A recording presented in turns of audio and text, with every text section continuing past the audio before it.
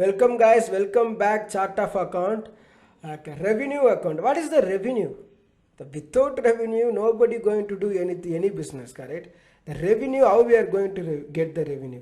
Revenue from product. Yeah, we are going to sell the product, we are getting revenue. Service, yeah, so for example, we are doing any service, we are getting revenue. Interest revenue, we deposit to the bank any amount, the bank will give us the interest, that is also revenue.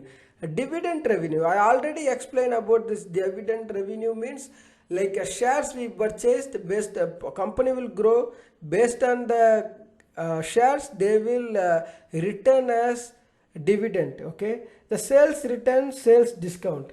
The sales return means what?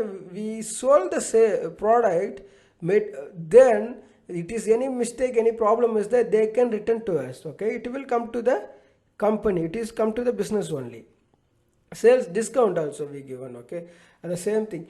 So you can understand easily revenue from the product, service revenue, interest revenue, dividend revenue.